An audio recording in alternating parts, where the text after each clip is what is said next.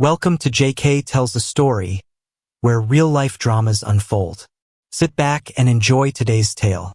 Victoria and Kate, the two stylishly dressed young women, squealed and rushed to hug each other while the restaurant hostess watched them with interest.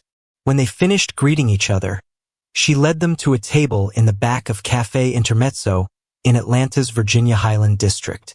Even though it was May, the temperature had already risen to 80 degrees, and the corresponding humidity made air conditioning a necessity. I wonder how many hours one must spend in the gym to achieve a figure like theirs, the hostess thought enviously as she seated her customers. I was so glad you called, Kate, the short blonde purred. It's been ages since you've come to Atlanta. I know, the tall brunette replied. Starting my own advertising agency has taken much longer than I could have imagined. Honestly, I wouldn't be here today if I hadn't called a potential client. But since I was in town, I couldn't pass up the chance to see my former college roommate. Yeah, and I couldn't miss the chance to see my maid of honor again. It's been too long, girlfriend. The waiter interrupted them by bringing 2 glasses of white wine. After he took their lunch orders, Kate tilted her head and asked, "So what do you think of the legal profession?" A broad smile appeared on Victoria's face. Terrific. Caldwell Morrison Associates is the biggest law firm in town. I get a great salary plus a huge bonus from last year, and I'm well positioned to make partner. Wow, I thought I was doing well. Sorry, I didn't mean to brag. What about you? How's your agency doing? The brunette smiled. Well, since we're bragging here, my little agency is the hottest creative shop in Dallas. What's more, she said, lowering her tone, I signed a contract last night to advertise in the Southwest region for one of the big energy companies. Our billings to them next year will run into the millions. Victoria nodded approvingly. I always knew you'd be a star, girl. They ate their salads in silence for a few minutes. Then Victoria looked at her friend curiously. You didn't say anything about romance. How's your love life? Kate sighed. Honestly, there's not much to talk about. The dating scene is getting tiresome. These dating services are useless. I'd have better luck finding a unicorn than someone like your handsome husband. She noticed Victoria avert her eyes for a moment. Hey, what's going on? Are you and Daniel having problems? Now the blonde was clearly feeling uncomfortable. She sighed, took a sip from her wine glass, and then looked up at her friend. I really want to tell someone, Kate, but you have to promise me it will be strictly confidential. Of course. Now tell me what's going on. Victoria took a deep breath, then in a low whisper blurted out, I'm having an affair. Really? I'm shocked. I thought you and Daniel were the perfect couple. She leaned closer. What's wrong? Isn't he? Victoria shook her head. No, that's not the problem. It's just that, honestly, she shrugged. Daniel's turned into a real disappointment. Why? Kate leaned back in her chair, surprised at the abruptness of her friend's statement. Remember I told you about the deal Daniel made to become general counsel for his old company and how it fell through? It was frustrating enough as it was. And now he's decided to hang up his shingle and go into independent practice. Her friend frowned. If he's so passionate about the law, why doesn't he pursue it? Seems like a pretty bold move to me. You wouldn't say that if you'd seen him. He's pathetic. He works in a tiny office he rents in a rundown shopping center. He barely has enough clients to cover his expenses, much less bring anything home. And yet, I'm the one who supports us. Kate raised one eyebrow. I seem to remember him doing the same for you when you were finishing law school. Victoria shook her head impatiently. Yes, but that was different. I knew I would succeed as soon as I graduated, and I did. She frowned. But Daniel's just banging his head against the wall. His law firm won't be any different than all the other ambulance chasers trying to attract business. Truth be told, I'm embarrassed when anyone from my firm asks me about him. She stared off into the distance. I used to think that together we'd go far and actually accomplish something in life. But honestly, I've left him behind and he'll never catch up. She sighed. I've outgrown him, Kate. It's time to move on. Kate sat in silence, digesting her lunch and her friend's revelations. After a few minutes, she took another sip of wine and looked at her friend inquisitively. So who is the other man in your life? Victoria leaned forward and whispered, That's my supervisor at Caldwell Morrison. He's already a partner, and there's talk in the corridors that he's going to be senior partner when old man Caldwell retires. Sounds like you're aiming high. How long has this affair been going on? About 6 months. I think he's crazy about me. He wants to marry me as soon as he can leave his wife. So you both have an inconvenient spouse. Yes, but Marcus has a prenup with her, so getting out of the marriage won't be too expensive for him. What about you and Daniel? Are you going to divorce him? Victoria's face sank. That's the problem. We haven't even considered a prenup.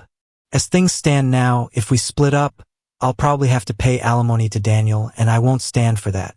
I don't intend to fund his pathetic law firm for the rest of my life. Kate shook her head. You know you're playing a dangerous game, friend.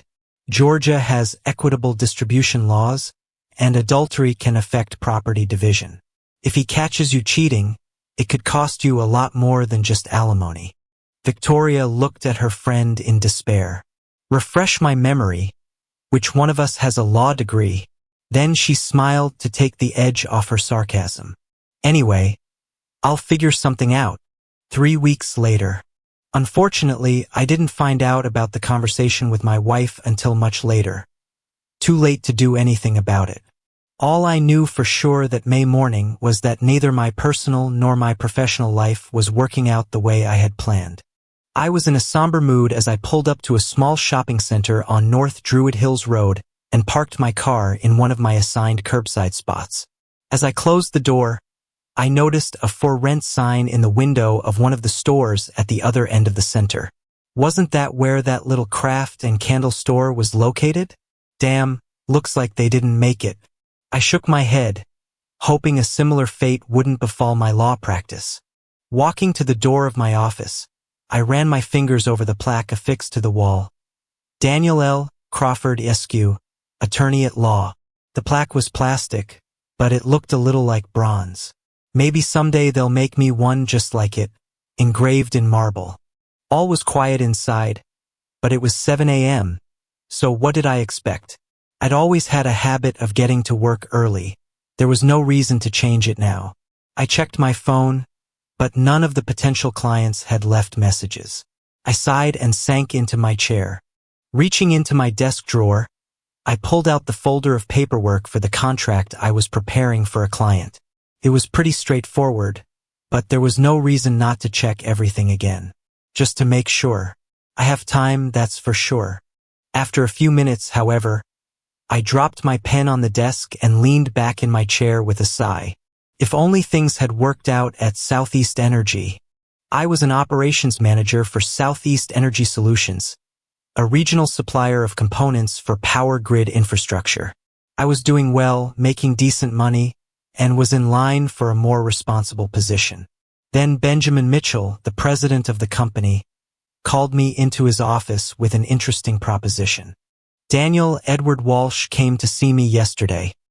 He wanted to give me advance notice that he plans to retire in a couple of years, and that Southeast will need to find a new general counsel. I hadn't heard that news. Edward was a bit old-fashioned in dress and manners, but he kept the company's legal affairs on track. Not always an easy task in the rough-and-tumble energy industry. He and I weren't close, but I respected him. Ben grinned. Edward also had a bit of advice for me. He told me we had 3 options for replacing him. The first is to outsource all of our legal work to an outside law firm. If we did that, he told me it would cost us a fortune, and it would take them at least 2 or 3 years to learn the business well enough to be effective. The second option he suggested was to hire some experienced lawyer and teach him the business. It would not be easy to do, and again, it would take a long time to learn. And finally, Edward said we could find someone on our staff who knows our business inside and out and send them to law school. I nodded. You know, Ben, that last option actually makes a lot of sense. Our business is pretty specialized, and I'm willing to bet that it would take less time to learn the law, at least in the areas we need, than it would to figure out the ins and outs of this industry. Ben grinned.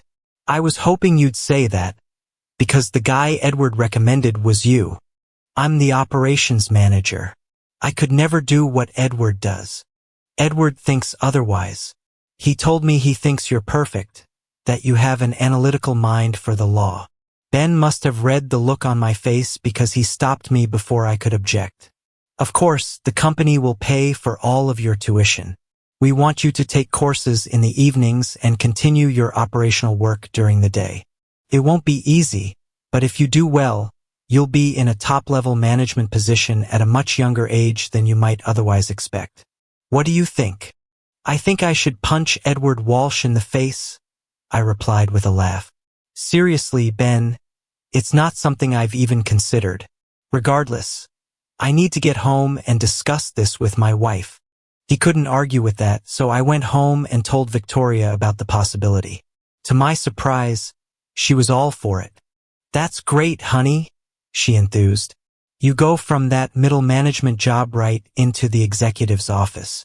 And if they put you on the board of directors like Edward, you'll probably get some stock options. Maybe, but that would put me outside my comfort zone. The thought of going back to school is pretty daunting. Oh, don't worry about that. You're smart enough to handle the coursework.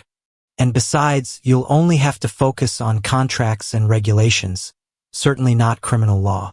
Anyway, I've been through all that before, so I can help you if you get stuck. Come on, Dan, this is the chance of a lifetime. You've got to do it. Okay. If you're up for it, then so am I. Wonderful, she squealed. My friends will be so jealous. That's how I began my legal career when I enrolled in the evening program at Emory University School of Law. I learned that I would be studying for 4 years, taking courses in the evenings, 9 credits per semester while continuing to work at Southeast. In addition, Ben told me I would have to find and train a successor to take over my operational duties. It was a killer workload, and several times I questioned my sanity. Too often I made do with little sleep and coffee. Worse, I hardly had any time to socialize with Victoria. As it turned out, it was bound to happen anyway. After graduating from law school, Victoria was hired at Caldwell Morrison Associates, the largest law firm in Atlanta. She was now working long hours, just as I was with school and work. There were weeks when we only saw each other for a couple of hours, but each time we agreed that the pain and separation would be worth it in the end. Most of these discussions took place after we had both reached exhaustion. Despite my doubts and occasional bouts of burnout, I made it through, and the pride I felt on graduation day was proof that I had made the right decision. Of course, there was still one hurdle to overcome: the bar exam. So on the Monday after graduation, I returned to my study routine and spent 2 months preparing for the 2-day exam. 3 months later, when I saw my name on the list of those who had passed, I was over the moon. When Ben called me into his office the following Monday, I was energized and ready to begin my new duties. Despite my excitement, however, I couldn't help but notice the unsmiling expression on Ben's face as I sat down in front of his desk. Daniel, he said in a somber voice, I don't know any other way to handle this other than to tell you straight. The board met over the weekend and voted to accept an offer from Southern Company to buy us. They want to proceed with the acquisition immediately, so next week Southeast will become a subsidiary of theirs. I was stunned. I hadn't heard even a whisper of such a possibility. What does that mean for all of us? I'm going to retire, as are most of the other directors. By next week, Southern will have a new management team in place to take over current operations. I grabbed the edge of his desk to steady myself. How will that affect my role? He couldn't look me in the eye. I'm sorry, Daniel. Southern Company subsidiaries have their own legal departments in Birmingham. They don't need in-house counsel here. So I'm out. He wrinkled his nose. Not exactly. The general counsel position becomes redundant, but you could return to your old operations role. Of course, you'd have to let Jennifer Hayes go since we won't need 2 operations managers. I thought of the clear-eyed engineer I'd been grooming as my successor, and she had just gotten married. I can't do that, Ben. Not after the last 4 years. Keep Jennifer and let me go. That's what I thought you'd say, Daniel. He shook his head sadly. This merger will be good for the company and many of our people, but not for everyone. I'm sorry. He stood up to let me know the meeting was over. If you go to Human Resources, they'll help you make all the arrangements.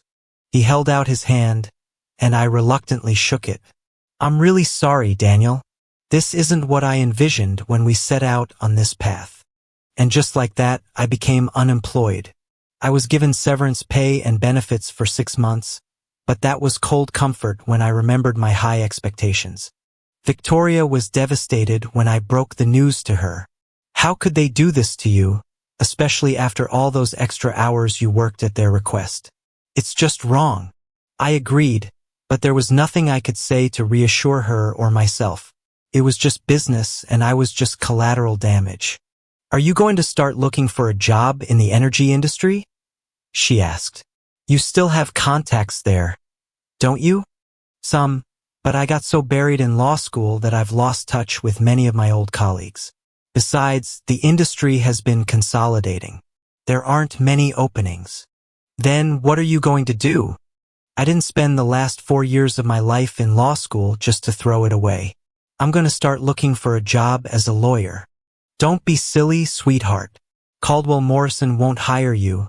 They only take top graduates from elite law schools. It's the same at the other big firms. Unless you have special legal knowledge or big clients you can bring with you, your chances of getting hired at one of them are pretty slim. Then I'll start my own firm if I have to, I said stubbornly. She left the conversation, probably hoping I'd drop the idea once I'd had a chance to think it over.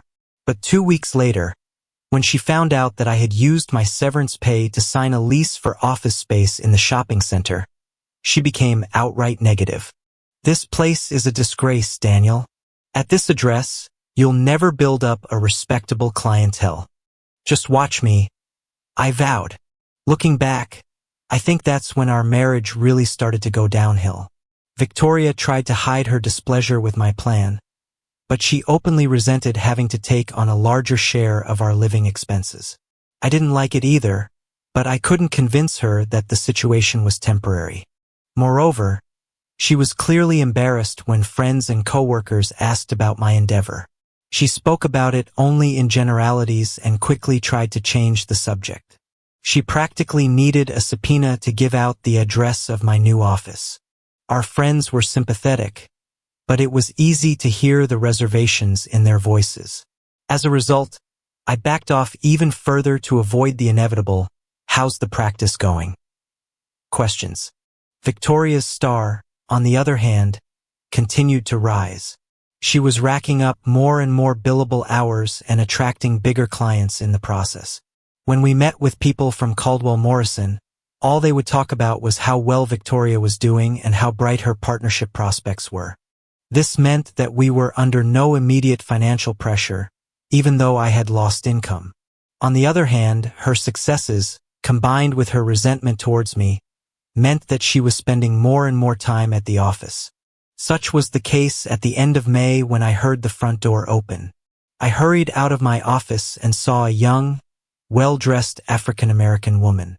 She looked to be in her early 20s, and the jacket and skirt she was wearing showed off a slim, athletic figure. I remember wondering if she had been involved in college athletics, but the most remarkable thing about her was her hair. She wore it long and natural, and it hung down below her shoulders, framing her beautiful face. Please let her be a paying client, I thought, introducing myself and ushering her into my modest office.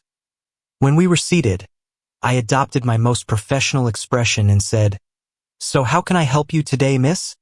She quickly reached across the desk to shake my hand, and her face spread into a smile that seemed to brighten the room. "I'm Sarah Bennett, but everyone calls me Sarah. I'm not looking for your help. I'm here to help you." Before I could respond, She picked up the folder of papers she'd brought with her and held it out across the table. I just finished my first year at Emory Law School, as you'll see from my transcript. I am now ready to spend the summer as your legal intern. This was not what I expected. To give myself some time before I let her down, I opened her folder and looked through it. She was doing well. Dean's List in undergraduate school, high LSAT scores, top 15% of her law class in her first year. And then I realized something was wrong. Aren't you a little late to start looking for internships? And with those grades, shouldn't you be interviewing at one of the big law firms downtown? Her radiant smile faded for a moment. You're right, of course. To be honest, I had an internship lined up at Caldwell Morrison, but just last week, they sent me an email saying there had been a staffing change and they didn't have room for me after all. I bet one of the partners had second thoughts. I shook my head sympathetically. I don't know much about that firm, but I guess you could say they're a little traditional in their hiring practices. Her wide smile returned. Well, their loss is your gain. Besides, I'd rather get real-world experience than spend my summer doing document review and coffee runs. I want to work with real people on everyday problems that you probably face all the time. I couldn't help but admire her courage, but I realized I had no choice.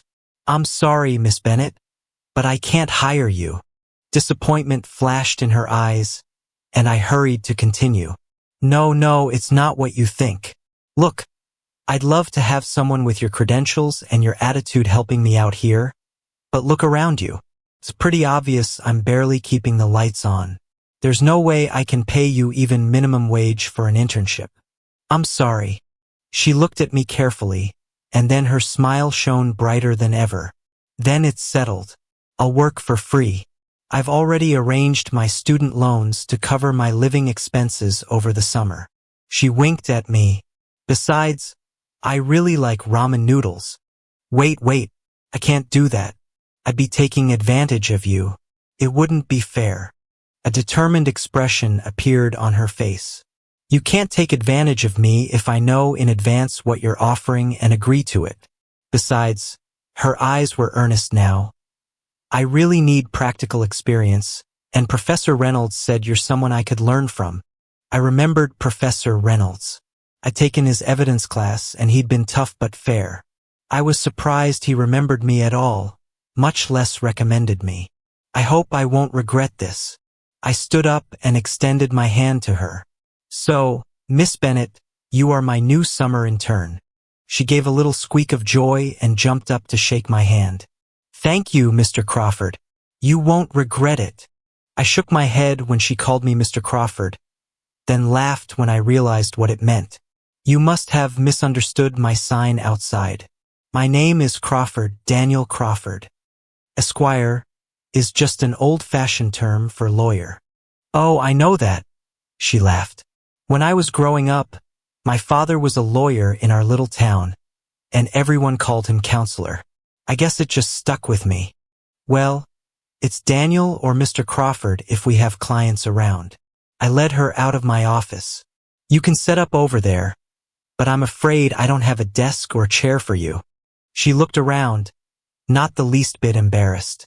Not a problem. Is it okay if I use your internet connection? I have a laptop in my car. When I nodded, she slipped out the door and returned a moment later, settling into the chair that served as the reception area. She began working on her laptop in a businesslike manner while I watched her with interest. She quickly finished whatever she was doing, made a few notes on her phone, and then looked up at me. Is it okay if I run a quick errand? I'll be back in about an hour. I grinned. What am I going to do?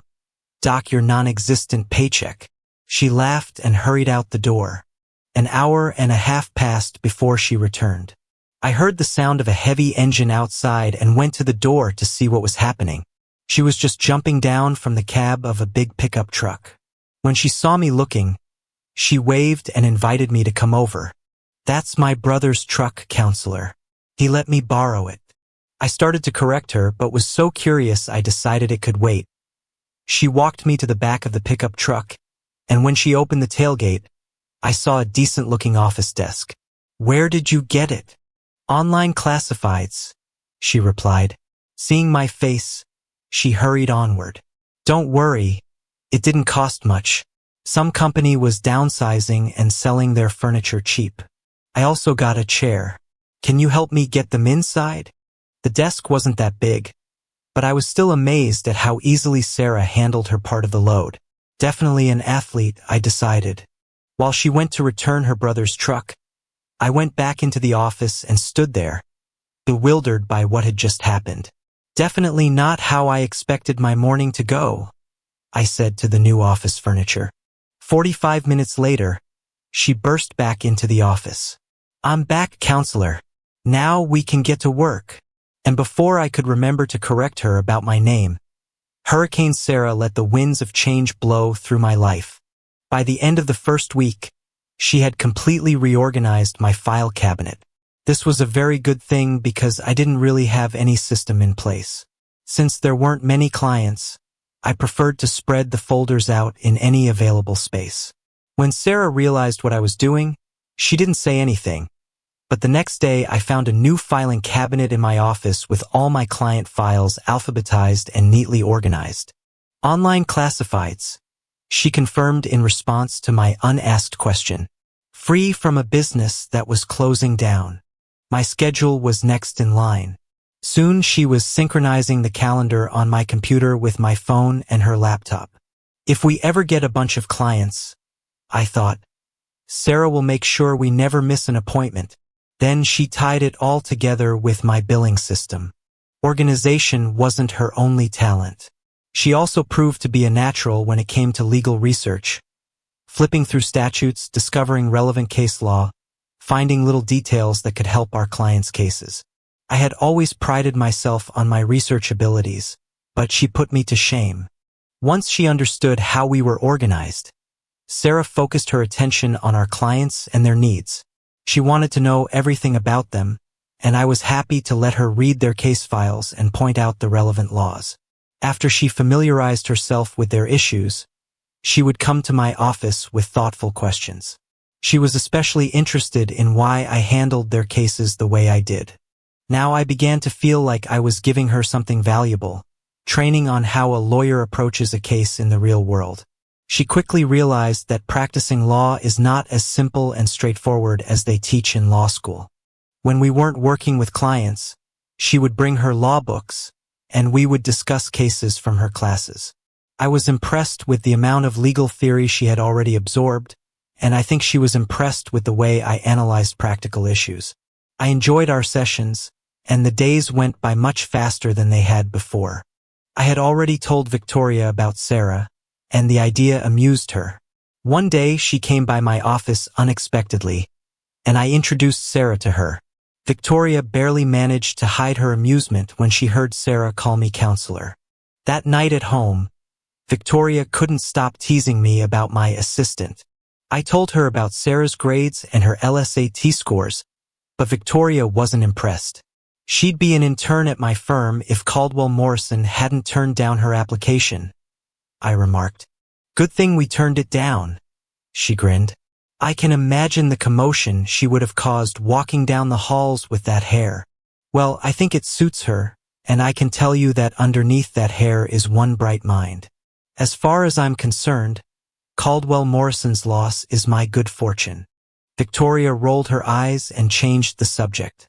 As the Atlanta summer unfolded with steadily rising temperatures and humidity, life in the Crawford household grew colder. Whereas Victoria had once been intolerant of me and my attempts to start my own law practice, she was now indifferent. When I tried to tell her about a new client or an amusing anecdote about Sarah, she clearly wasn't paying attention. When I suggested going out for a drink or dinner, she always had work to do. By the end of July, we saw each other only rarely. Our life together was nothing but a memory. The situation became so tense that one day when Sarah asked me another question about a legal procedure, I lashed out at her. She stood up silently and walked out of my office. I sat there for a minute, letting my anger spill out. Then I walked out and sat down next to her desk. Can I talk to you for a minute, Sarah? I asked, trying to get her attention. She didn't look at me. Of course you can. You're the boss. Sarah, I apologize. You didn't do anything wrong by asking those questions. In fact, I'm glad you're so eager to learn. The truth is, the problem is me. I sighed, and my shoulders slumped.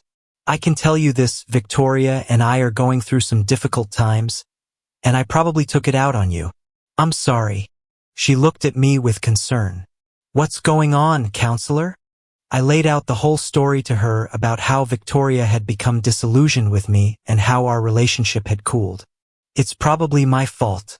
I was so stubborn in my desire to succeed as a lawyer that I ignored the obvious signs.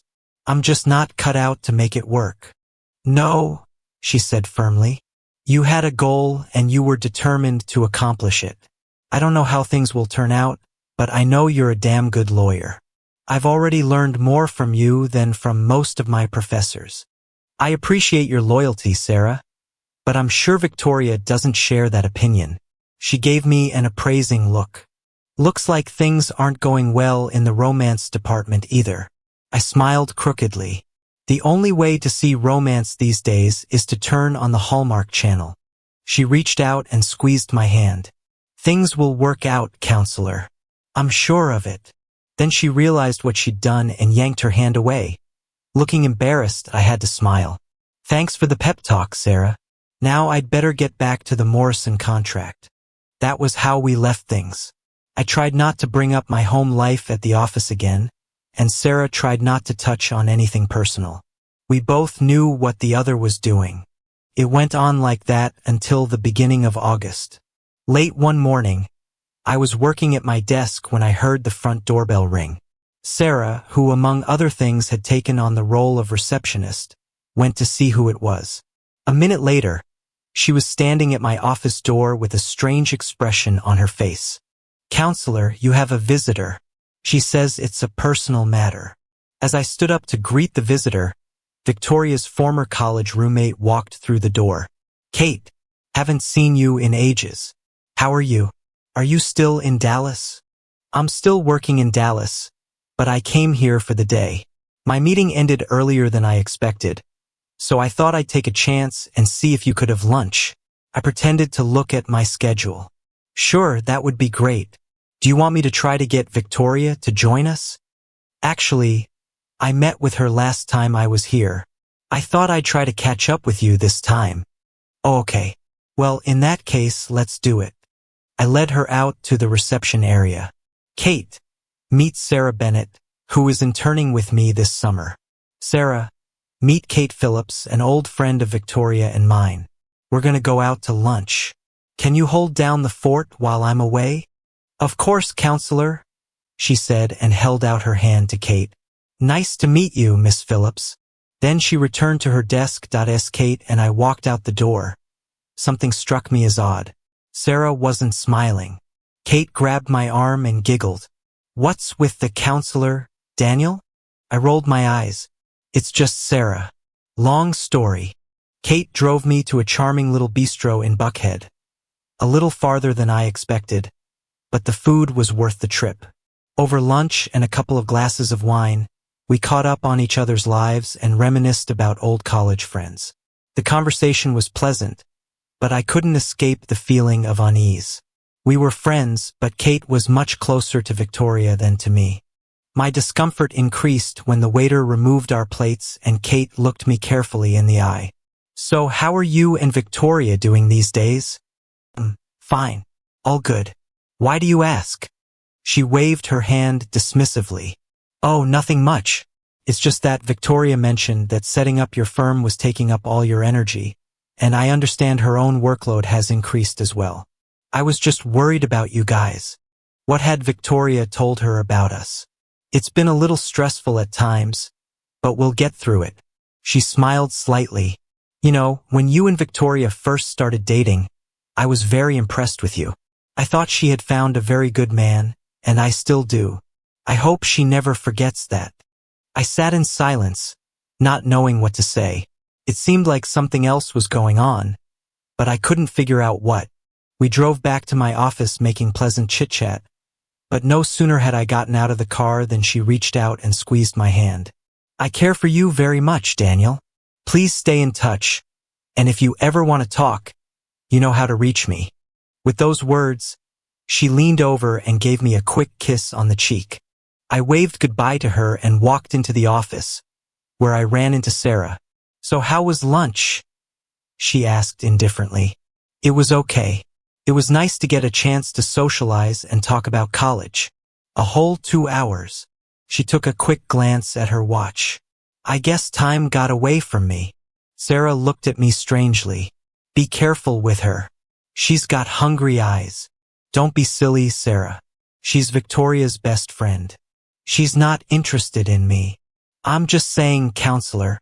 With those words, she went back to her desk, and I did the same, but it took me a while to focus on my work. What a strange conversation. Was she really hitting on me? And if so, why now? That's weird. I finally decided to tell Victoria about our lunch so she wouldn't think I was hiding something from her. But she was late for a meeting at work that night, and by the time she got home, I had given up and gone to bed. In my tiredness, I forgot to tell her about my lunch guest. If I had been discouraged before, the following week I became downright pessimistic about my marriage prospects. I was hoping we could do something together, but Victoria turned out to be busy both Saturday and Sunday. She called me Monday morning to give me even more discouraging news. "We have just begun negotiations on a major acquisition for a client. I can't tell you who's involved, but I guarantee you'll read about it in the Atlanta Business Chronicle when it's finalized. Anyway, the negotiations are taking place at the Four Seasons Atlanta, and since we'll probably be working around the clock to meet the deadline, the firm has reserved a block of rooms for us. As a result, I probably won't be able to be home much this week. The way things had been going lately, I probably wouldn't even notice," I thought bitterly, but I didn't bother telling her. I worked late that night and then went out and treated myself to dinner at a nice restaurant. I hoped Victoria would be there when I got home at 11 o'clock, but she wasn't, and she wasn't there by the time I got up the next morning. I might as well take off my wedding ring, I thought angrily as I drove to the office. I'm single in every way except my name. Nevertheless, I tried to keep my anger from affecting my attitude towards Sarah. Late that afternoon, I heard the front doorbell ring, and a minute later Sarah appeared in my office doorway, her eyes wide. "There's a new client to see you, counselor," she announced.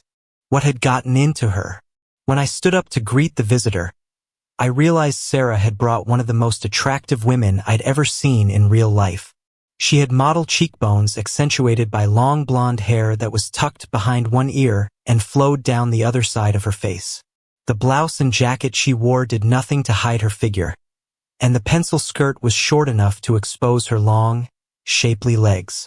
She could be a supermodel, I thought, and judging by the look on Sarah's face, she was shocked too. As I stood there, tongue-tied, the woman stepped forward confidently and shook my hand. "Mr. Crawford, I'm Jessica Monroe. I apologize for barging in on you like this, but I have very little time. In a nutshell, I intend to divorce my husband and would like to engage you as my attorney." With these words, she reached into the patent leather purse she carried and pulled out a check. "Here is $2,000 as a retainer. If that's not enough, just let me know and I'll be happy to adjust the amount." No, that's quite satisfactory, Mrs. Monroe. Why don't you sit down so we can discuss the details of your situation?" I managed to say, gesturing to a chair. She smiled and shook her head. "I apologize, but I don't have time for that today. All I wanted to do today was to make sure you would accept me as a client. If your schedule allows, I would like to meet with you at the same time tomorrow to discuss my case." I pretended to check my calendar but knew that whenever this goddess wanted to meet, I would do my best to accommodate her. Tomorrow afternoon would be just fine, I assured her. "That's wonderful," she sighed. "I look forward to working with you." She then turned and walked out of my office, but not before I noted that her figure was as attractive from behind as it was from the front. After Jessica left, Sarah walked in and stared at me. So I guess she had to rush back to her modeling shoot, huh? I didn't want to say anything that might offend Sarah. I don't know about that, but she was definitely striking compared to most of our clients, I replied. Sarah laughed lightly and walked back to her desk, but not before stopping and giving me a long look. I didn't want to admit it to Sarah, but Jessica really got to me. I'd met attractive women before, but none of them compared to Jessica.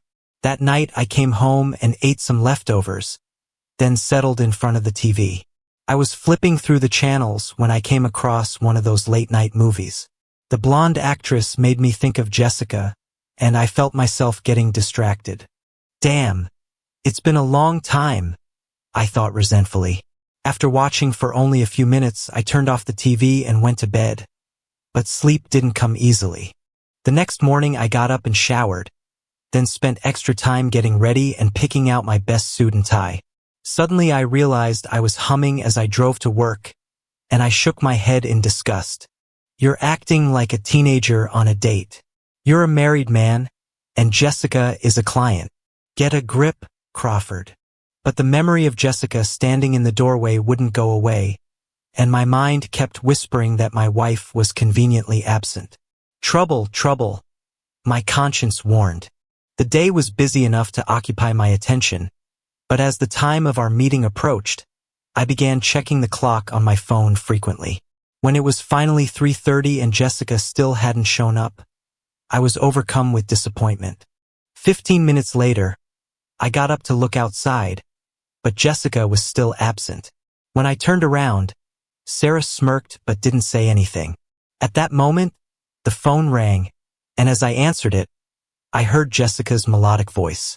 Daniel, it seems like all I'm doing is apologizing to you. I'm running late at work. Is there any chance you could meet me somewhere in my neighborhood? Of course I can do that. Where would you like to meet? You don't happen to like jazz, do you? I know a place called Eddie's Attic where we can have a drink and talk. I was pleasantly surprised. I love jazz, and Eddie's Attic is my favorite place in Atlanta. I can be there in an hour. Great. Then I'll see you there.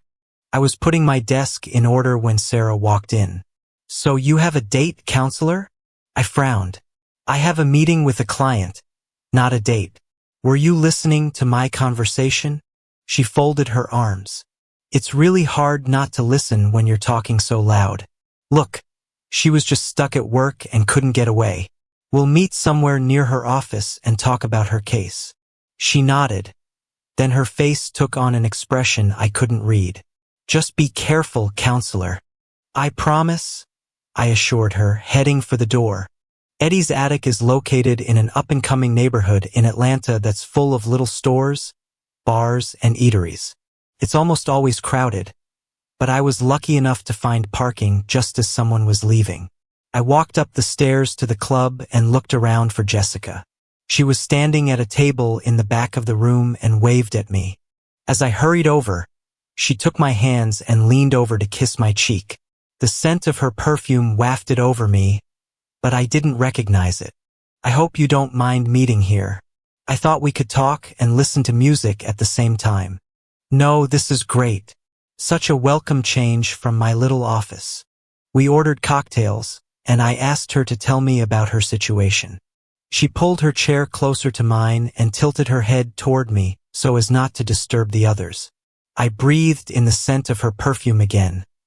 It was haunting but not too strong. The divorce she was seeking was very simple. We met in high school, dated exclusively in college, and married young. But gradually we drifted apart with different tastes, opinions, and interests. Irreconcilable differences is how one might describe what happened to us. So we decided to do the civilized thing and get a friendly divorce. We basically agreed on the division of property. All I need now is for someone to be in my corner to make sure I don't miss anything and help me through the process. If only everyone took such a mature approach. Sure, I can do that. Thank you, she sighed into my ear. Now, if we're going to work together, I'd like to know a little bit about you as a person. I didn't usually get this kind of request from clients, but I didn't mind telling her a little about myself. We started exchanging bits and pieces of our stories, the who, what, when, where, and why of our lives. While we were doing this, the waitress brought another round and some appetizers, and two delightful things happened. First, Jessica proved to be a good listener, drawing me out and showing genuine interest in what I was sharing. Second, when she started talking about herself, I was surprised to discover how much we had in common.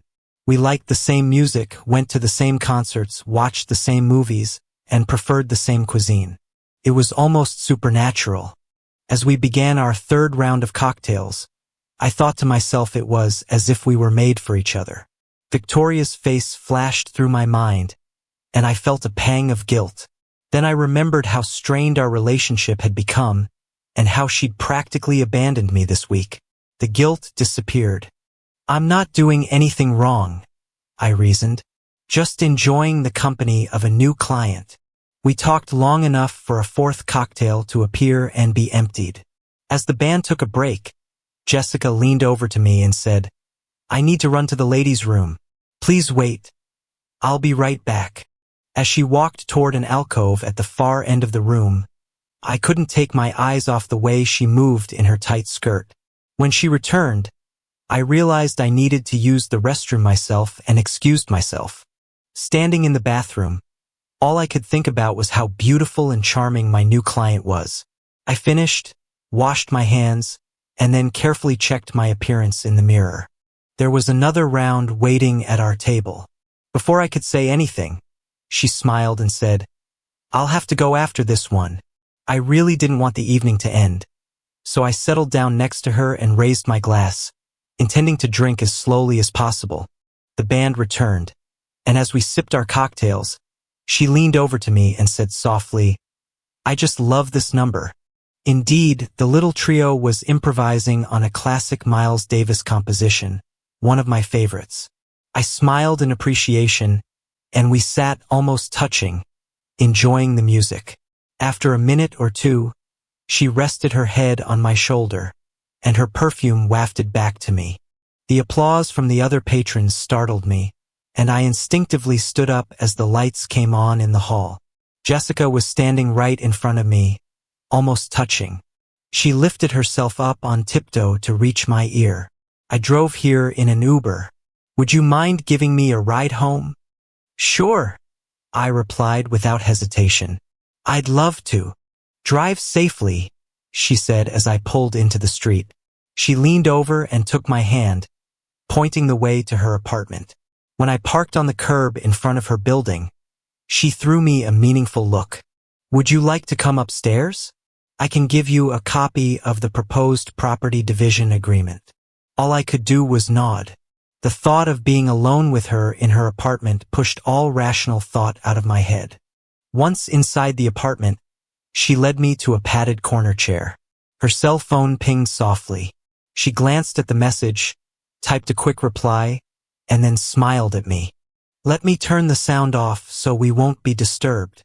Placing the phone and purse on the coffee table, she gave me a smile so promising it took my breath away. "Hold on a second. I'm going into the bedroom to freshen up." As she disappeared down the hallway, I looked around her apartment. Everything was perfectly arranged in its place. It looked like a furniture showroom. Suddenly, a sound from the wooden coffee table startled me, and I realized her cell phone was vibrating from another text message. I picked it up to put it on something softer and was surprised when the screen lit up. It displayed the conversation she had apparently been having with someone all evening. "Has he arrived yet? Just got here. X in the drink? Done. Don't forget the video. Okay." My foggy brain had a hard time interpreting the cryptic messages. But then I noticed something that set off an alarm I couldn't ignore. There was no name attached to the messages, just a phone number I knew by heart. Victoria. Why is Victoria texting Jessica? What the hell was going on? I couldn't put it all together, but I suddenly felt an overwhelming urge to get out of there. I quickly ripped a page out of the architectural magazine lying on the coffee table and wrote a note in the margin. "Sorry, have to leave. Emergency call from my office. Call me tomorrow. Daniel." With those words, I rushed to the door and went outside as quietly as possible. Once back in the car, I pulled away from the curb and sped off. What does all this mean? How does Victoria know Jessica? How did she know we were going out tonight? What do these messages mean? With my mind blurred and panicked, I hadn't been paying attention to where I was going, and was surprised to find that I had automatically driven to my office. Not knowing what else to do, I staggered to the door and let myself inside. I sat down on the couch that Sarah had found for us and put my head in my hands, trying to stop the spinning in the room. Eventually, I gave up and lay down to rest my eyes. "Counselor, wake up. Are you okay? What happened?" I opened my eyes and saw Sarah's worried face looming over me. "Oh God," I moaned, sitting up awkwardly. "What time is it?" "A little after 7. She looked at me with concern. "You wouldn't happen to have any aspirin, would you?" She hurried to her purse and came back with 2 pills and a coffee cup. I popped the aspirin in my mouth, took a big sip of coffee, and yelped. "Oh, that's hot." "Good," she said, putting her hands on her hips. "Maybe this will help you sober up." I shook my head, which made it hurt even more. "I drank a lot last night, but I don't think that's all of it. I think I was drugged." She pulled her chair over to me and sat down with a concerned look on her face. "What's wrong, counselor? Tell me everything, and we'll try to figure it out." I began to describe the night's events, omitting details such as the temptation I had felt. However, it must have shown on my face because she asked, "Really? Is this how you usually conduct client meetings?" I didn't bother to answer. She knew the answer. When I moved on to telling her about going to Jessica's apartment, the expression on Sarah's face changed to one I couldn't identify. "So you slept with her?" she demanded. "No, that's when things got really weird. I thought we were heading in that direction, but when Jessica went to the bedroom, her phone buzzed with a text message. I looked at it and it blew my mind. The message was from Victoria. Sarah's eyes widened. "Victoria? Your wife, Victoria?" "Exactly." I recognized Victoria's phone number. Freaked me out. How does Victoria know Jessica? And why would she text her at this hour? What exactly was in the message? There was a whole series of messages, and I can't remember them all, but she was asking Jessica about X and a video. Anyway, I got totally paranoid, wrote Jessica a note about an emergency at the office, and got the hell out of there. "That's the first smart thing you've done all night," Sarah said, her sarcasm evident. I ignored her. When I got to the car, I had a hard time thinking. Maybe it was all those cocktails, but it felt like more than that. Anyway, I ended up here and collapsed on the couch, and I still don't understand what happened. Sarah was silent for a moment, then leaned forward. "Counselor, I think you were set up." My head was still throbbing. "What do you mean, set up? Was it you who suggested meeting at the jazz club?" "No, it was Jessica's idea." "And you were the one buying her cocktails?" "Well, no, but I didn't mind." "Nope. And you offered to drive her home?" "Well, she asked, but I was happy to do it. Besides, she said she had a copy of her husband's proposed agreement in her apartment." "Right? So basically, what you're saying is that she decided where you'd go, how long you'd stay, how much you'd drink, when you'd leave, and that you'd eventually end up at her apartment." "Oh God," I moaned, holding my forehead. "And those texts you saw? Victoria asking Jessica where you were?" "No, I don't think so. She just asked, 'Has he arrived yet?' What was the last message you saw?" "Don't forget the video." "So what do you think Jessica was doing while she was taking so long in the bedroom?" "She said she wanted to freshen up, but I was hoping she had changed into something more comfortable," I admitted. Sarah rolled her eyes. "I bet she was making sure the hidden camera was ready to record what happened next." My headache was getting worse, but her reasoning was sound. "You're probably right." And suddenly it hit me. I bet I know why Victoria was going to use Jessica's little video to blackmail me. Now it was Sarah's turn to be confused. "But why would Victoria want to blackmail you, counselor?" I thought she was the one with all the money.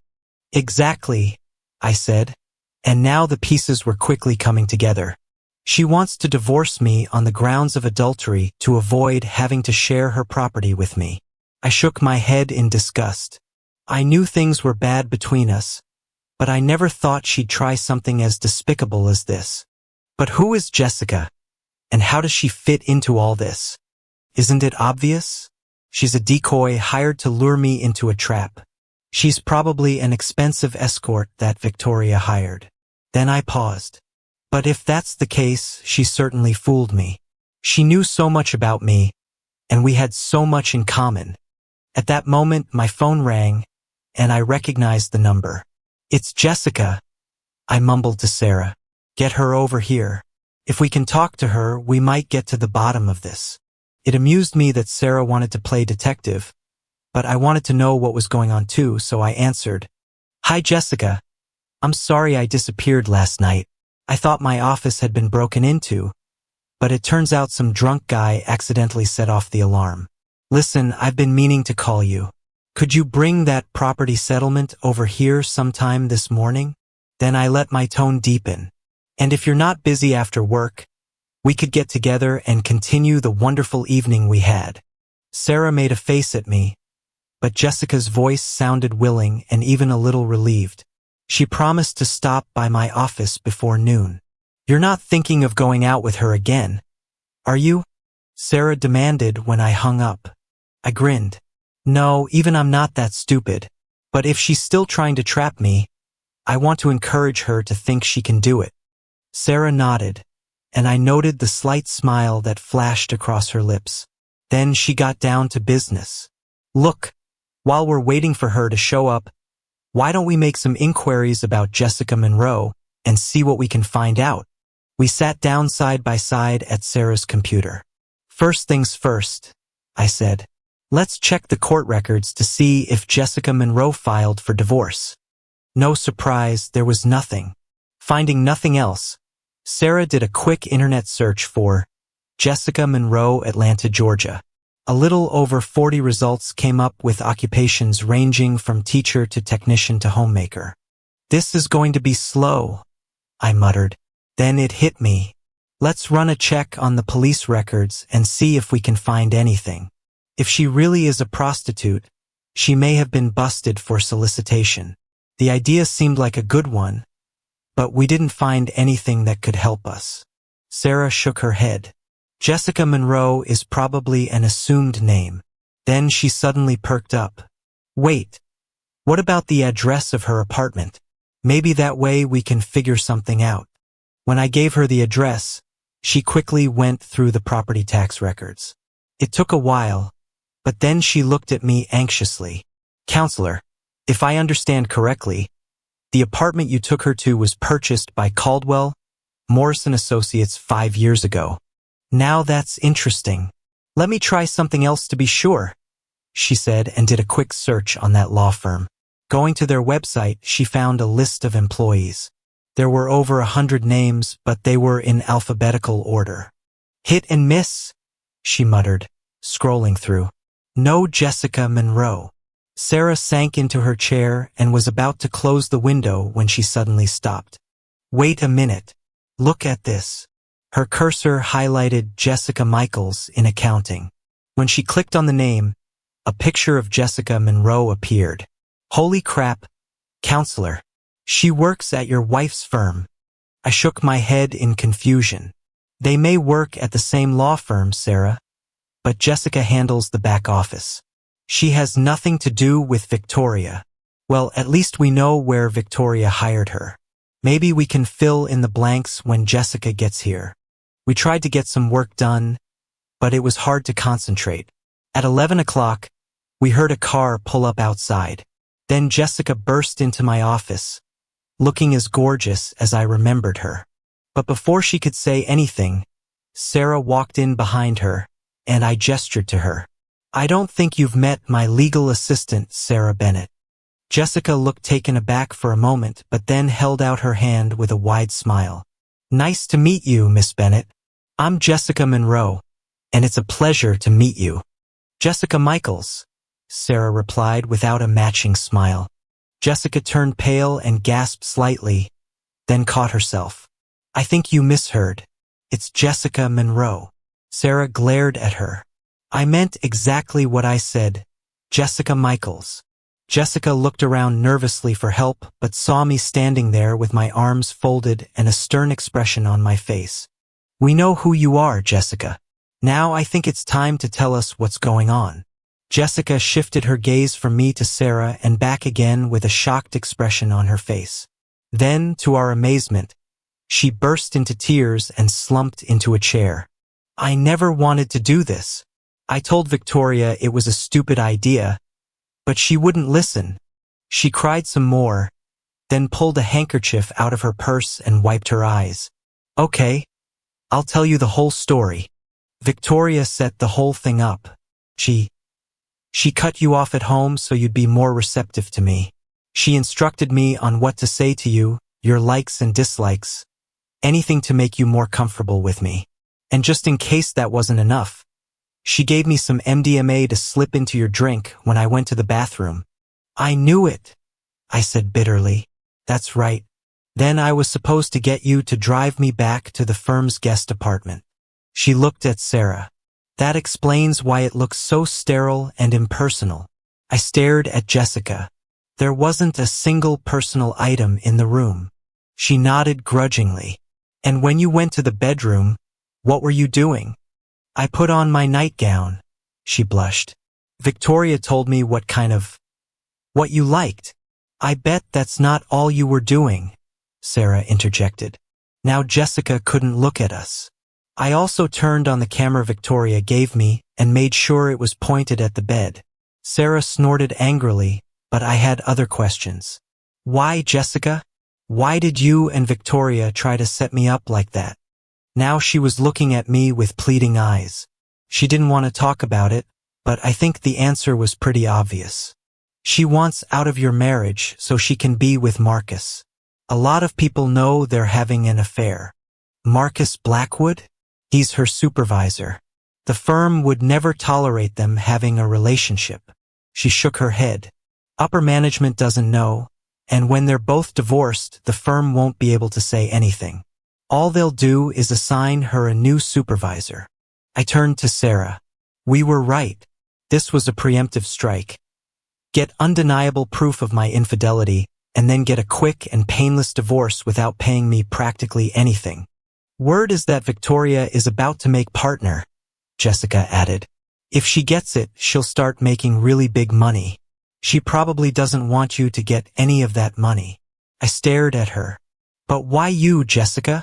How did you get involved in this dirty scheme? I don't see how you can win.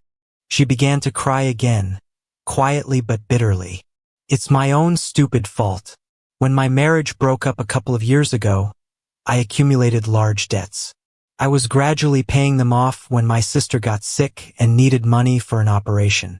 She had no assets, and I had no credit. She didn't look at us. But I had access to an escrow account I had set up for one of the firm's clients. I was desperate, so I withdrew $18,000 to help my sister. I know it was wrong, but what else could I do? Now she looked at me defiantly. No one noticed anything, and I started gradually paying the money back. I had just finished paying it all back when Victoria came to me.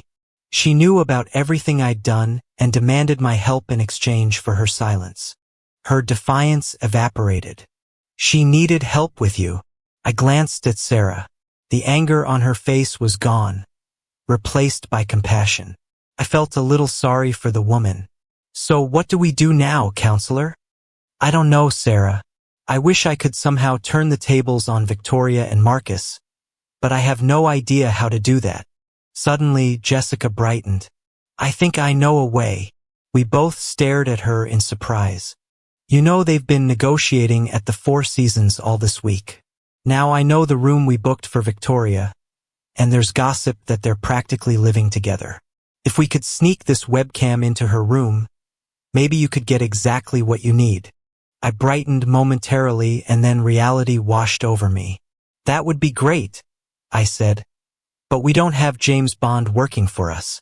How would one of us be able to sneak into a luxury hotel, break into a locked room, set up a camera, and sneak out unnoticed? Sarah stared at me. I can do it. How? I asked doubtfully. Disguise myself as a housekeeper. They have access to all the rooms. And how are you going to do that? She smiled slightly. My mom works as a housekeeper at the Four Seasons. I stared at her. I didn't know that.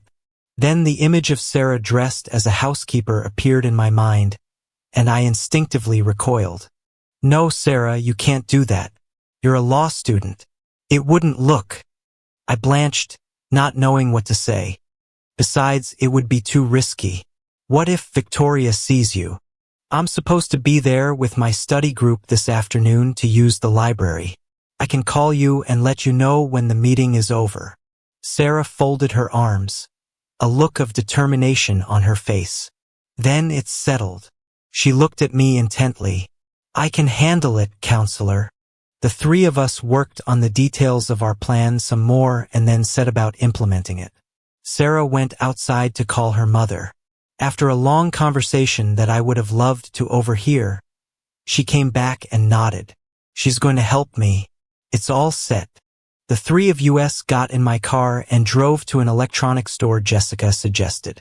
She went inside and soon returned with a camera that looked surprisingly tiny to me. Are you sure this is going to work? I asked doubtfully. You'd be surprised how well, she replied. And we'll be able to connect to it over the internet. Sure, through the hotel's Wi-Fi. From there, we drove downtown to Peachtree Street and pulled into the garage next door to the Four Seasons. Hopefully, we can get my laptop connected to the internet. I thought as I climbed up onto the roof. As it turned out, there was no need to worry. The hotel's Wi-Fi signal was so strong that it penetrated beyond the building. We easily connected to the network using the password Jessica had given us. Then I entered the webcam URL and we were all set. While I set up the laptop, Jessica hurriedly left to meet with the Caldwell Morrison support staff, and Sarah left to go to her mother's house. I was left sitting in the hot car with my cell phone at the ready, pondering what could go wrong with our elaborate plan. When the phone rang an hour later, it brought me out of my heat-induced stupor. Daniel, it's Jessica. The meeting is about to break. Is the webcam in place? I haven't heard from Sarah. I'll call her right now. I hung up and dialed Sarah's number. The housekeeper just went up to Victoria's floor, she told me. I'll slip into her room in a moment. Hurry up, I urged. They're probably on their way there by now. My phone died, and for the next few minutes I anxiously alternated between checking my phone and my laptop. My phone beeped first. A message from Sarah that read, "Almost done." I updated my laptop's connection to the web address Jessica had given us, and suddenly I saw Sarah's face staring back at me. I almost didn't recognize her. She was wearing a shapeless gray dress, and her hair was swept back and covered by a large gray scarf. "Sarah, hurry up," I hissed, and she almost fell over backwards. "You scared me," she accused, then went back to adjusting the camera position. At that moment, I heard the sound of a key in a door lock, and my wife walked into the room. Oh my God, she's seen Sarah before. She would surely recognize her, I thought, holding my breath. Victoria looked at Sarah and then looked around. "What are you doing here?" she asked. Sarah curtsied. "Turn down service, ma'am." She calmly walked over to the double bed and pulled the covers off one of the pillows. "Would you like one mint or two?" she asked. "No mints," Victoria snarled, turning away from her. "Just finish and leave." "Yes, ma'am. Sorry to bother you, ma'am." With those words, Sarah turned, winked at the camera, and then nonchalantly left the room. Luckily, I remembered to turn off the speaker on my laptop because I let out a huge sigh of relief. She didn't recognize Sarah. Apparently, Victoria hadn't bothered to pay attention to the help. At that moment, the passenger door jerked open, scaring me half to death until I saw Jessica sliding into the car. "Did Sarah make it in time?" she asked. I gestured to the laptop and pointed at the screen. Victoria's room reappeared, but it was empty. Then I noticed the bathroom door was closed. Victoria must be in there, I said. We heard a jaunty knock on the hotel room door, and Victoria hurried out of the bathroom wearing the complimentary robe the Four Seasons had provided. When she opened the door, a man entered the room. "It's Marcus," Jessica whispered. "Thank God you're finally here," Victoria said. "I thought those old dinosaurs would never finish." I knew what was about to happen, but it still didn't prepare me for the reality of it. Victoria, the woman I had loved unconditionally throughout most of our marriage, was about to betray me with another man before my eyes. I must have made some kind of noise because Jessica reached across the console and patted my arm. "I'm so sorry," she whispered. Suddenly, the back door of my car swung open, startling us both. Sarah climbed inside, panting. "I got here as fast as I could," she said. "Did I miss anything?" I silently pointed to the laptop, and she leaned forward in her seat to get a good look at it. "Oh," she said and went quiet. Sarah sighed, and I could see the anger on Jessica's face as Victoria approached her lover. "I talked to Jessica at lunch today," she reassured him. "She said she's going to see Daniel again tonight, and she promised she'll get everything we need this time." "I hope so. You don't think she's getting cold feet, do you?" "She has no choice. We have her on embezzlement, and she knows it." He nodded. "And when we get the videotape, you'll have him too." She smirked. "If he tries to resist, I'll threaten him with going before the Georgia bar with a misconduct charge for sleeping with a client." Marcus looked at her incredulously. "I don't know if you can pull that off, babe. Didn't the Georgia Bar Association dismiss that kind of charge?" "Who cares?" she grinned. "The last thing a struggling solo attorney needs is a reputation for taking advantage of his clients. He'd have to leave town if that got out. Anyway, the judges here aren't too favorable to adulterers, so once I file suit, I should be able to get a quick judgment and be free of him in a couple of months." Then her expression changed. "What about you? How soon can you leave your sanctimonious wife?" "We've already talked about this, Victoria. I can't do anything until Caldwell is gone, but I have word that the old man has told the senior partners he'll retire after Christmas. All I have to do is wait until the new year, then I can file too." He saw the hurt expression on her face and hurried to reassure her. "The timing will be perfect, baby. Your marriage will be ancient history by then, and when I file, we'll be free to see each other in public. We'll have our affair out in the open and be married in no time. You'll see." "Okay," she sighed. "But it's so hard to wait." A devilish smile flashed across her lips. "Speaking of hard," I reached over and turned off the web feed. "I think we have everything we need, and I know that's about all I can handle." My companions looked at me sympathetically, and for a few moments we sat in silence. Then Sarah reached out to squeeze my shoulder. "Counselor, I have to go. I have to give my mom back the uniform and help her finish her shift. She wants me to stay and have dinner with her tonight. She says I'm ignoring her." "Of course, Sarah. I understand. Look, I can't thank you enough for what you did tonight. You took a huge risk and I shouldn't have let you do that. But if you hadn't, we wouldn't have the evidence. You know I'd do anything for you, Counselor." She seemed a little out of breath. "Anyway, I've got to run." With those words, she climbed out of the back seat and hurried to the elevator in the parking garage. I turned to Jessica. "The same goes for you. If you hadn't helped us, I'd still be in the dark about Victoria's plans." She smiled bitterly and patted my arm. "After what I tried to do to you, it was the least I could do." "Yeah, but that was because you were being blackmailed." "Maybe so, but either way, you gave me a chance to make things right. I'm very grateful to you for that." Then she sat up a little straighter. "So what happens next?" I thought about it. "I want to edit this video and make a copy. Once I do that, I'll need to figure out how to get Caldwell to watch it. I think I can help you with that too." There's a banquet at the hotel tonight to celebrate the conclusion of the negotiations. Victoria and Marcus will be there, of course, and they think I'll be busy sealing the deal with you. And there's a morning meeting here tomorrow to wrap up loose ends. Caldwell is going to attend. He's always the last one to speak. Anyway, you'll be able to catch him before he gets back to the office. That's perfect, I told her. I want to strike while the iron is hot. I'll have to work late, but it'll be worth it. She pouted sweetly and looked at me with drooping eyelids.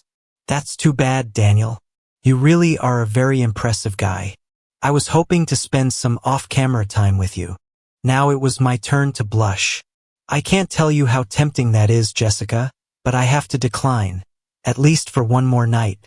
I really need to get everything ready for tomorrow. She pouted her lips playfully. My loss. She turned to get out of the car. Anyway, I'll call you tomorrow so you know when to come to the hotel. Jessica, I interrupted her. I really appreciate everything you've done for me. I want you to know that I'm going to take care of you. Okay? She gave me another of her megawatt smiles.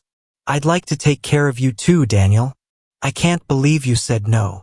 I cursed myself as I watched her walk towards the elevator. After she left, I stopped at a small restaurant I liked and grabbed some food before heading to my office. Another evening of eating at my desk while working. My first task was to edit the video we had just captured. Nothing drastic, it took a while, but when I was satisfied, I made a copy I could give to Caldwell. After that, I pulled out my law books and did a little contract review. I had given a lot of thought to what I wanted out of my failed marriage, and the last thing I wanted to do was mess it up with a legal mistake. I worked on the contract for several hours. When it was finished, I printed out a few copies and put them in a legal-size envelope. Then I got up and went out to our old office couch to put my feet up and rest. Now that I had finished everything that needed to be done that evening, I had some time to think about my situation. As I edited the video, I couldn't help but think about Victoria and our marriage. I loved her so much, and I felt like she loved me just as much. Why did all of that change? Looking back, I realized that I had become a disappointment to her. She wanted a husband with a prestigious title who would make a lot of money. I guess that's what I wanted too. But when things didn't work out at Southeast, I still wanted to practice law. I looked around my scraggly little office. Even if it wasn't glamorous or particularly lucrative, it was mine, and I was doing what I wanted to do. Why couldn't Victoria be happy for me?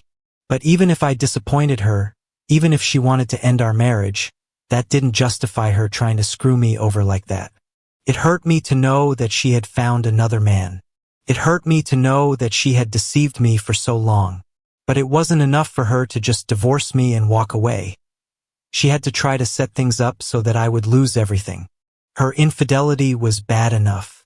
Her treachery was unforgivable. And because of her treachery, my life was going to change drastically. Whether or not I succeeded in my little coup tomorrow, my life could never be the same again.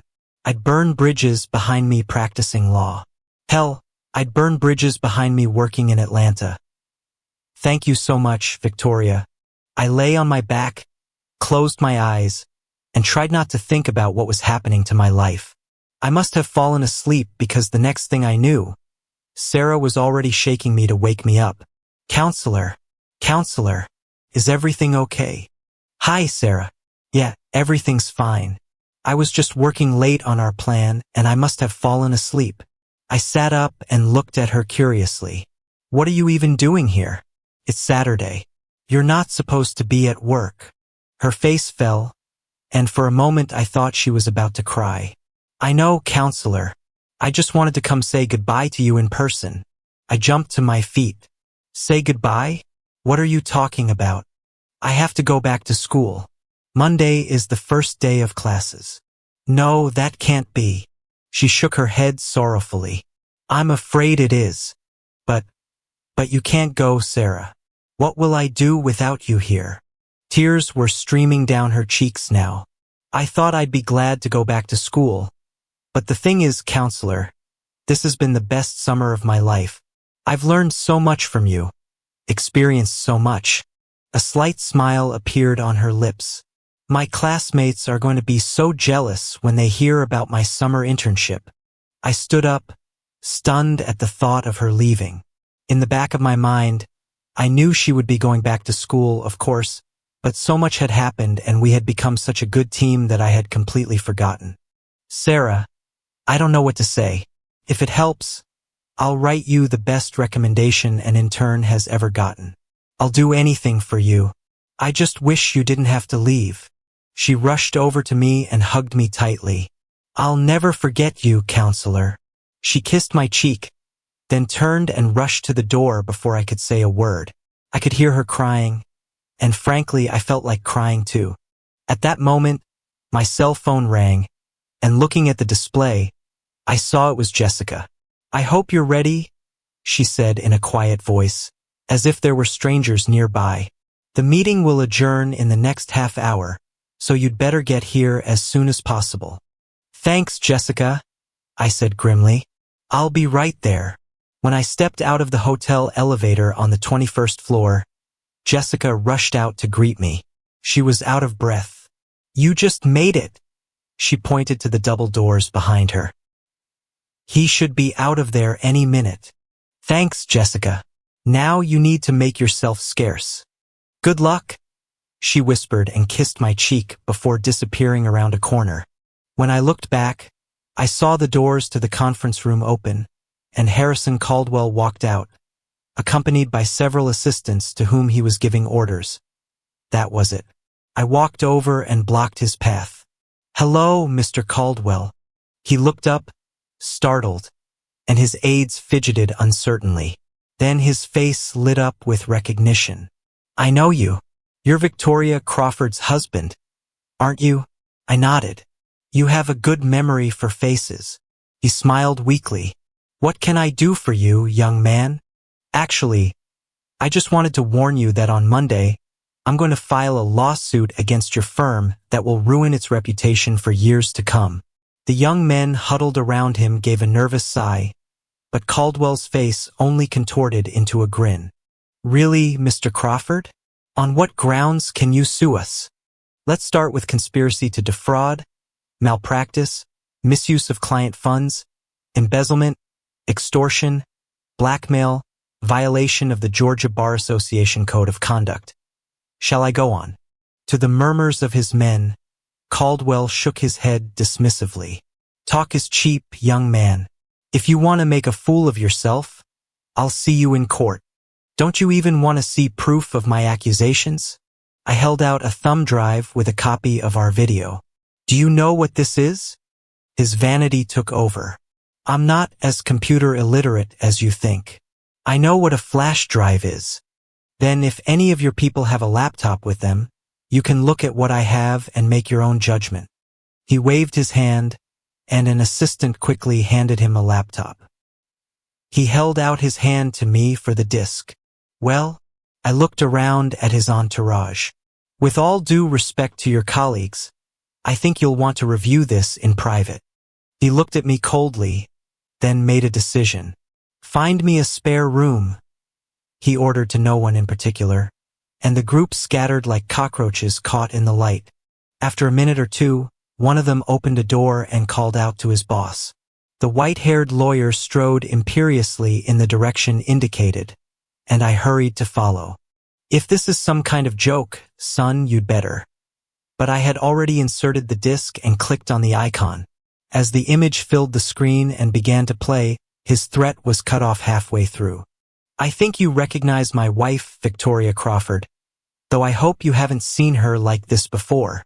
He said nothing but didn't take his eyes off the screen. This man is, of course, one of your junior partners, Marcus Blackwood. As you can see, he and my wife are on fairly close terms. Caldwell still said nothing. I think I should point out a couple of things about Mr. Blackwood. The first is that he is Victoria's supervisor at your firm, which is a clear violation of the firm's code of conduct. The second is that, if I understand correctly, Mr. Blackwood is also the husband of your niece. The old man couldn't hide his disgust. That bastard. Mr. Caldwell, unless you wish otherwise, I'll spare you the next portion of events on this video. He shook his head. Then let's get to what you really need to see. But first, let me point out that 2 of your attorneys are entertaining themselves in a room your firm has booked at this very hotel. I reached over to restart the video. I saw Caldwell frown, then suddenly look up at me. What was that about embezzlement? I stopped the playback. I regret to inform you that Jessica Michaels, an employee in your administrative department, managed to embezzle almost $18,000 from an escrow account managed by your firm. These 2 found out about it and blackmailed her in an attempt to seduce me. Watching Caldwell's face, I couldn't figure out which disgusted him more, the blackmail or the embezzlement. I reached for the keyboard again. There's another snippet I think you might want to watch. On the screen, my wife was looking at her lover. What about you? How soon can you get rid of your sanctimonious wife? We've talked about this before, Victoria. I can't do anything until Caldwell is gone. But I know the old bastard told the senior partners he'll retire after Christmas. All I have to do is wait until the new year, then I can file too. The timing will be perfect, baby. Your marriage will be ancient history by then, and once I file, we'll be free to see each other in public. We'll have our affair out in the open and we'll be married in no time. You'll see. Okay, she sighed. But it's so hard to wait. A devilish smile flashed across her lips. Speaking of hard, I stopped the video. You have a pretty classy pair of employees, sir. And what I find particularly intriguing about the last segment is that I understand your niece is pregnant. It looks like your sister's grandchild will be growing up without a father. Staring at the screen, he became visibly angry. After a minute or 2, he regained his composure and turned to me. You know this video is not admissible in court. I smiled at him. That's for the judge to decide, isn't it? But he'll see it and others will see it, and the rumor will spread just the same. We live in an age where privacy has been destroyed. You do realize it's only a matter of time before this hits the internet. I sighed with faint sympathy. Just think how it will affect your firm's reputation if its lawyers conspire to blackmail clients. Think how your clients will feel knowing that administrators can loot their escrow accounts at will. Think about how your niece will feel, especially in her condition. He leaned back against the table and folded his arms across his chest. How much do you want, son? How much do you want to make this go away? I opened the envelope I was holding, pulled out 2 copies of the contract I had prepared, and held one out to him. I think you'll find this covers everything. He shook his head sourly and began to read. $2 million? He looked up. That's substantial. I don't think so. Obviously, after this is over, I will no longer be able to practice law in Atlanta. You're just covering the present value of the potential earnings I'll have to give up. Besides, from what I hear, that amount isn't that far off from what a senior partner in your firm makes in 2 years. He hummed but continued reading. After a moment, he looked up with a puzzled expression on his face. You don't want your money for 3 months? I want to make damn sure it doesn't become part of the divorce settlement. He didn't say anything, but I thought a smile flashed across his face. The next paragraph caught his attention. Amnesty for Michaels. Why do you want to protect her? She only took those funds because her sister required surgery. What's more, she replaced them completely before Victoria and Marcus discovered her embezzlement. I think she deserves some compassion. He sighed, shook his head, and continued reading. Finally, he looked up at me again. You know I can't sign anything right now. I need to have another lawyer check it out. I laughed in his face. The most famous lawyer in Atlanta, the head of Caldwell, Morrison Associates, can't review a simple contract? Look, you either sign now, or I'm taking this video to the Atlanta Journal-Constitution editorial board. That's blackmail, young man. No, sir. It's negotiation. He glared at me, then reached for a pen. If you violate this non-disclosure agreement, there will be hell to pay, he snarled. Keeping quiet about all of this is in my best interest, sir. He shook his head in disgust, then signed and dated both copies. When he was done, he handed me my copy. To my surprise, he nodded. You know, I'd do exactly the same thing if I were you. I didn't expect that. Then a sly expression appeared on his face. I think it's time for me to have a little chat with Victoria and Marcus. Do you want to stay and watch? I think you've earned it. I'd like that very much, I replied grimly. He walked to the door and swung it open, startling the people crowded outside. I want to see Blackwood and Crawford here now. The small crowd scattered again. A few minutes later, there was a knock on the door, and Victoria and Marcus entered. You wanted to see us, Mr. Caldwell? Victoria asked. Then she noticed me. Daniel? What are you doing here? Caldwell intervened. Miss Crawford, I've been watching you during the negotiations this week, and I must say you've done excellent work for us. She glowed at the compliment. Well, thank you, sir. But he didn't let her finish. So you can appreciate my disappointment at having to fire you for cause. What? She gasped. Why? Caldwell gestured at me. Your husband has told me some interesting things about your marriage. I saw her hesitate. Sir, everything he's told you is a lie. Daniel and I are in the process of divorcing. He'll say anything to make me look bad. Caldwell smiled slightly. I'm not relying on his words, Miss Crawford, but on your own. With those words, he opened the laptop and clicked on an icon. When an image of the two lovers appeared on the screen, both Victoria and Marcus gasped. How the hell? Marcus sputtered, and Victoria reached up to close the laptop, but Caldwell's gesture stopped her. Let's watch and listen some more, shall we? While the guilty couple watched in horror, Caldwell let my edited version play in its entirety, including their discussion of their extortion scheme. Caldwell slammed the laptop shut. You told me you were a good lawyer, Miss Crawford. Would you care to tell me how many laws, rules, codes, and ethics you admitted to violating in that video? But, Mr. Caldwell, that's enough, he snarled. Then he walked over and opened the door. Mr. Peterson, he called, gesturing to one of his assistants. Escort Miss Crawford to her office and stay with her while she clears her desk. She's only allowed to remove personal belongings. No folders, no electronic equipment, no papers. Inspect everything, and then escort her out of the building. Do you understand? The man flinched. Yes, sir. Victoria managed to throw a shocked glance over her shoulder at Marcus before she disappeared from sight. All the while, Marcus had retreated to a corner of the room, trying to be as inconspicuous as possible. It wasn't enough, and Caldwell turned his attention to the cowering man. Under other circumstances, Blackwood, you would be out the door with your lover right now. But I love my sister and her daughter, and I'm not about to deprive the father of her future child, no matter how much of a disappointment you are. However, I am immediately stripping you of your partnership status. Instead, I am appointing you as my personal assistant for special assignments. I will send you to handle our firm's most challenging cases in remote locations where you will have less opportunity to embarrass this firm further. Now get out of my sight and go home to your wife. And Marcus, treat her like a queen. Understand? Yes, sir. He squeaked and sprinted out of the room. Caldwell sank into a chair and turned to me. Well, Mr. Crawford, are you satisfied? Yes, sir. Very satisfied. I told him.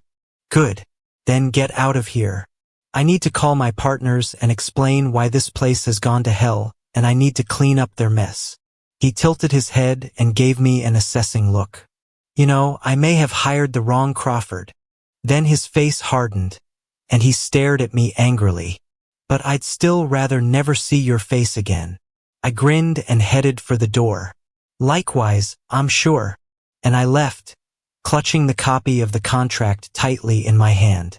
2 days later, on Monday after that major confrontation at the Four Seasons, I filed for divorce on grounds of adultery. Caldwell surprised me by arranging a quick hearing before a sympathetic judge. I guess he didn't want to drag out the case and risk things becoming public.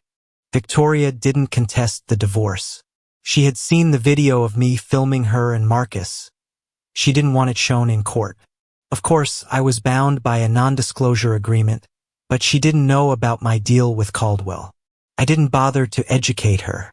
Early on, after the lawsuit was filed, she called me and asked if there was any way I could forgive her. Even if I could get over your cheating, I could never forgive your betrayal, I told her. She didn't try to argue again. Perhaps it helped that I offered her a straightforward property settlement. You take yours, I take mine. Anything jointly owned, we split. I could have tried to punish her, but I didn't want her to fight me and discover that I couldn't use the video against her. She decided to accept my deal and end the mess quickly. Good riddance.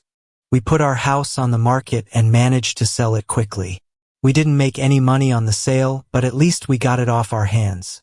Another task accomplished, another bond between us broken. While I waited for the divorce to become final, I spent my time winding down my law practice. Some clients I handled in the time I had left.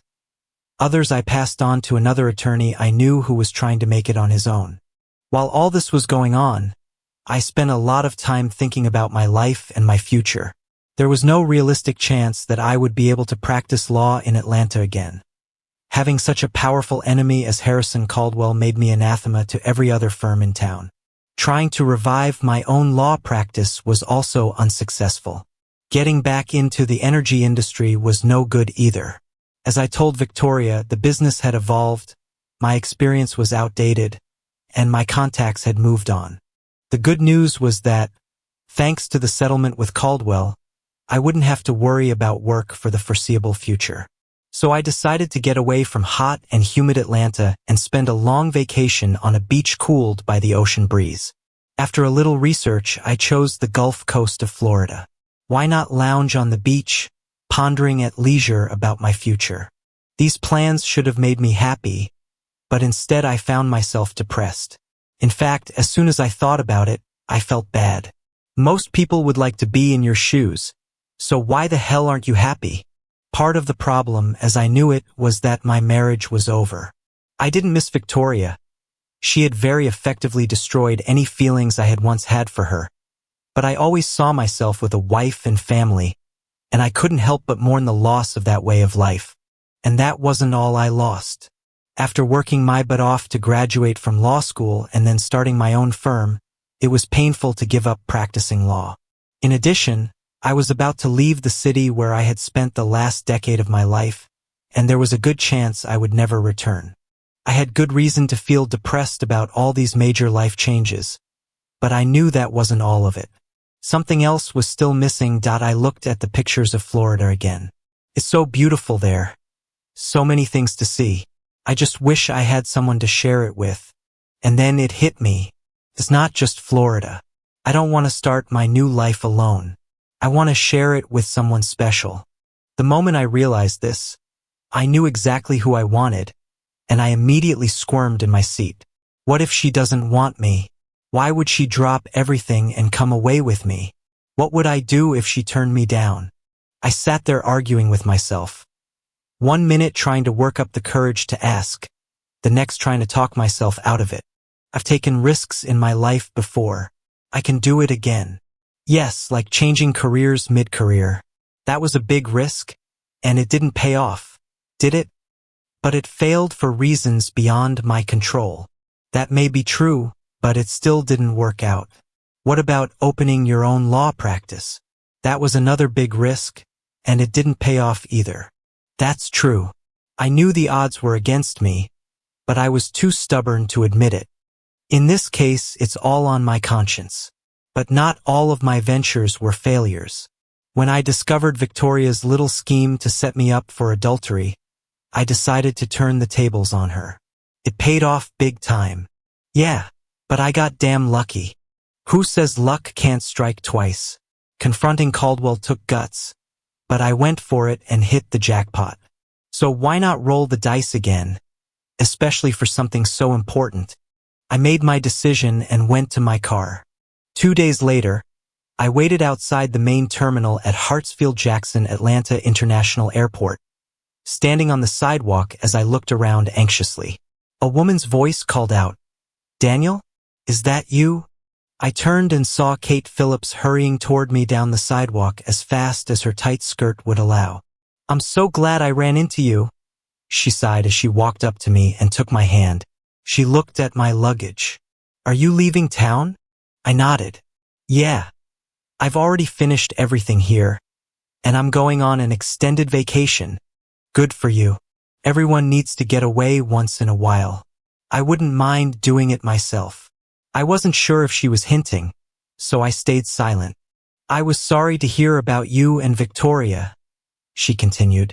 There wasn't an ounce of sadness in her face. "Don't be. It was all for the best, I assure you." "I understand." She nodded, then looked away for a moment.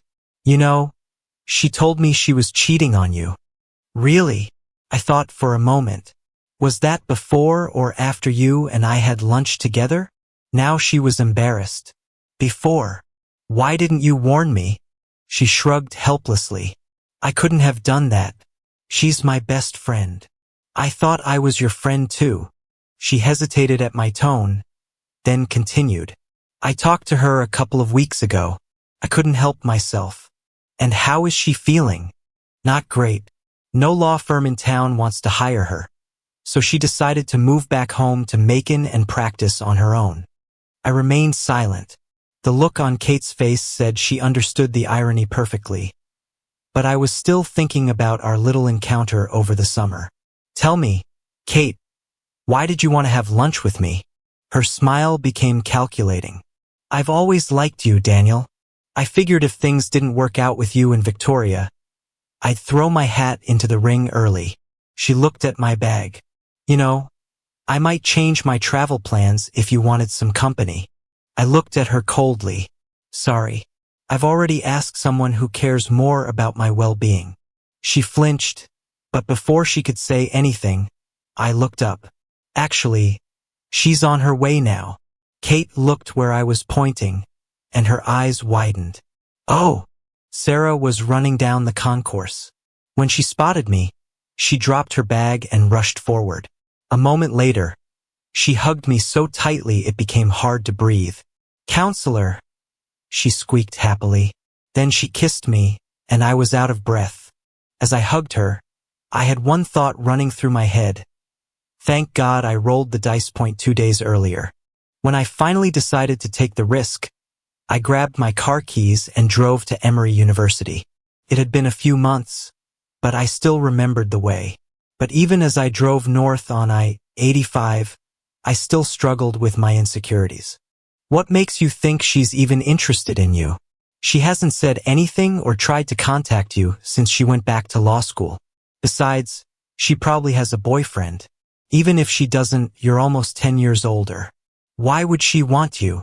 Despite my anxiety, I pulled off the highway onto Clifton Road, drove past the CDC, and found a parking spot near the law school. Then I nervously walked into the main entrance and asked the first student I saw if she knew Sarah Bennett. "Everyone knows Sarah," she told me. "Right now she's probably in her constitutional law class. After that, she usually goes to the Commons. If you wait for her there, you'll probably see her." I found the Commons and sat in a chair, watching the young future lawyers who were chatting, checking their phones, or getting food from the little subway in one corner of the room. As I sat there, I gradually realized that I was attracting curious glances, and I became a little self-conscious. What's going on? Do I look out of place or something? Maybe I should have called first. As I was getting more and more uncomfortable, a young woman approached me suddenly. "Are you the counselor?" she asked. No. Yes. She crossed her arms and studied me, then turned on her heel and walked away before I could say anything else. A moment later, she was whispering to a group of students near the back of the room. What was that about? The room had begun to fill with students, and many of them were now positioned along the walls. They seemed to be watching me with anticipation, and I seriously considered making my way to the exit. Suddenly, There was a commotion in the crowd as the people at the back of the room stepped aside. Then Sarah came into the room and hesitantly approached me. She looked terrible. Her hair was disheveled. There were dark circles under her eyes, and her clothes seemed to be hanging loose on her frame. When I stood up and took a step in her direction, she actually stepped back, almost in fear. I didn't feel like having this conversation in front of an audience, but I didn't seem to have a choice. "What are you doing here, counselor?" she asked in a voice so low I could barely hear her. "Sarah, Victoria and I are divorced now. We sold our house, and I'm planning on leaving town, but I wanted to see you before I go." The students watching us gave a collective murmur, and then an angry rumble filled the room. Tears streamed down Sarah's face. "I'm doing this all wrong," I thought. "You don't understand, Sarah." I confronted Caldwell and negotiated a settlement with him. "I can't talk about the details, but I'm closing my law firm and starting over somewhere else." She wrapped her arms around herself protectively. Why didn't I think through what I wanted to say? I scolded myself. "Look, I know this is crazy, and I know it's sudden, but I'm wondering if you might want to come with me." "What?" she asked in a whisper. I shook my head in frustration. "I know it sounds insane, but I'm trying to ask if we could go away together. You and I." I shrugged helplessly. "I've been miserable since you left, and I just thought that maybe we could." She whispered something I couldn't understand. I looked at her uncertainly. "What did you say?" "Yes, counselor." "I said yes," she said loudly, and then found herself in my arms, kissing me. I heard a roar in my ears. She pulled away to look up at me. "I thought I'd never see you again, and it was killing me." The roar was still audible, and it was hard to hear her. I looked around and realized all the students were cheering and clapping. One of them shouted, "About time!" and others laughed and applauded even louder. 2 days later. "I was afraid you'd changed your mind," I said as I hugged her at the airport. "Are you kidding me? I've been absolutely miserable since I went back to law school. My grades went to hell. I lost weight. Everyone in my class knew what was wrong with me." She looked up at me with shining eyes. "When someone told me you were waiting for me in the Commons, I thought I was dreaming. But I didn't know if it was a good dream or a nightmare. When you asked me to come with you, I realized that my good dream had come true. I was miserable too, Sarah, and I couldn't understand why at first. I thought it was because of the divorce and all the crap that came with it. But eventually I realized how much I missed having you in my life." "Well, it's about time," she muttered with mock seriousness, before kissing me again. Kate had been watching us with a dejected expression on her face, and now she cleared her throat to get my attention. "Looks like I'm the third wheel here. Good luck, Daniel," she said flatly and hurried away. Sarah stepped back a little to watch her go, then looked at me with suspicion. "Who was that?" I grinned. "Don't you remember? It was Kate Phillips, Victoria's best friend. She came to lunch with me over the summer." "Oh yes, I remember her now. Miss Hungry Eyes." She looked at me suspiciously. "What was she doing here?" "Don't be jealous. She just happened to bump into me, and don't worry. I've made it clear I'm not interested in her." Sarah grabbed my hand and pulled me close to her. "Good. And don't forget it." But before she left, she told me some interesting news about my ex-wife. After she was fired from Caldwell Morrison, no law firm in town wanted to hire her, so Kate said Victoria was going back to her hometown to set up her own practice. Sarah laughed. "Wow, that's karma. Well, it'll serve her right after what she tried to do to you." Suddenly, she let go of my hand and recoiled in alarm. "My bag. I left my bag over there." I laughed, watching her run gracefully after it down the concourse. Definitely an athlete, I thought happily. Then, hand in hand, we headed for the check-in counter. As we approached the front desk, I reached into my pocket to hand Sarah her ticket. That reminded me, I had a couple more things for her.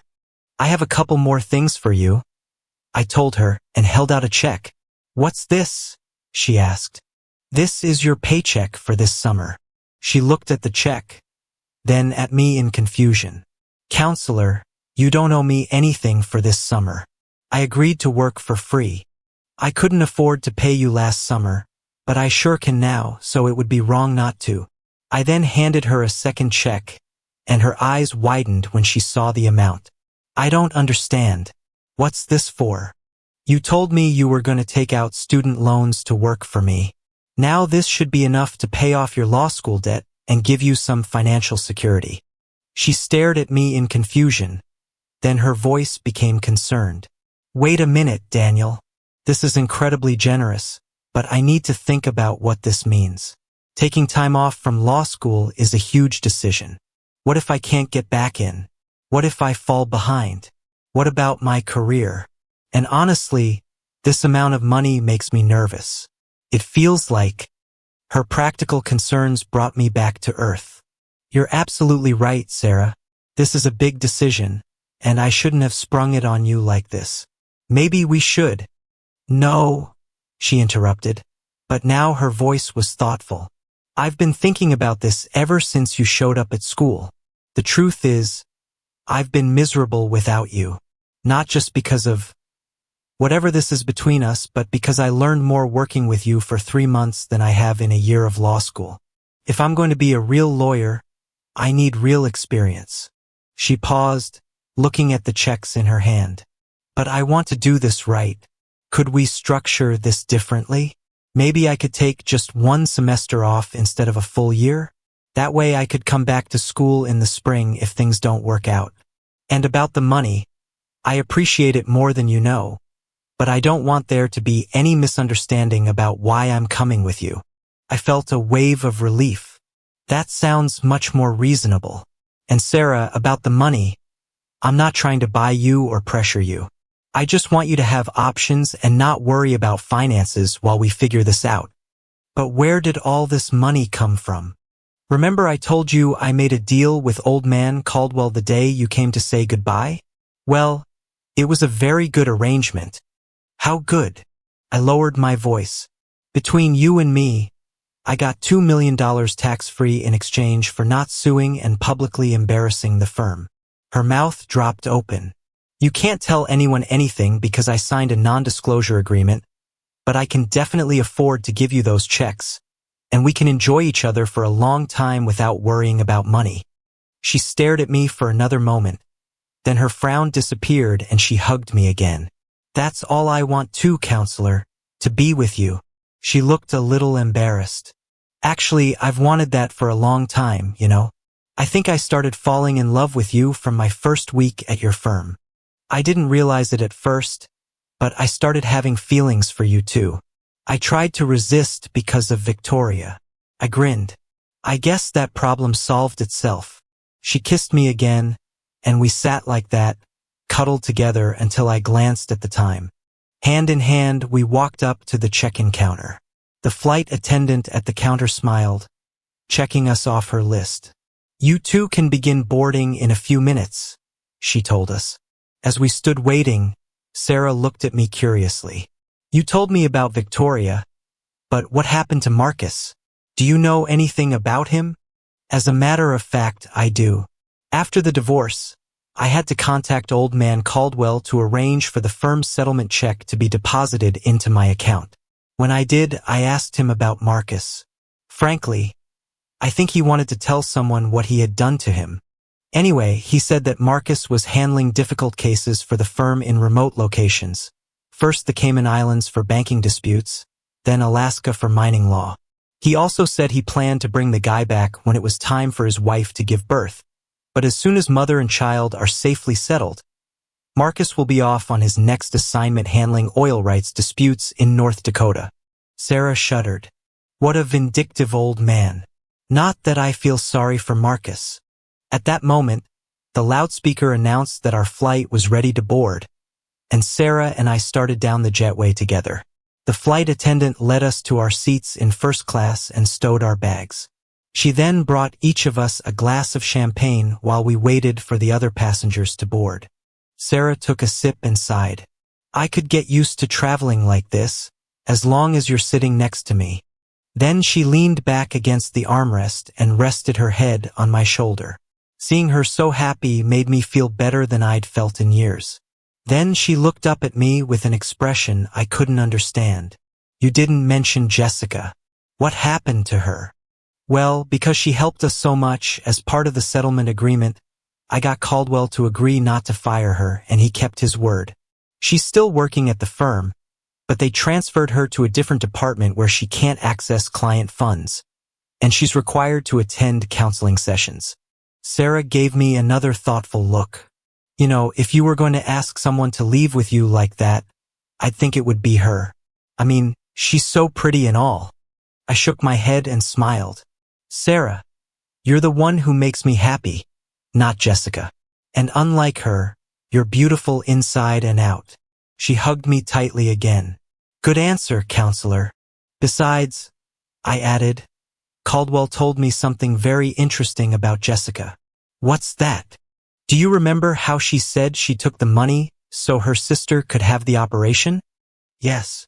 "So Caldwell told me that Jessica doesn't have a sister, and she had only paid back about half the money when Victoria discovered what she'd done. She was essentially stealing from the firm to fund a gambling addiction.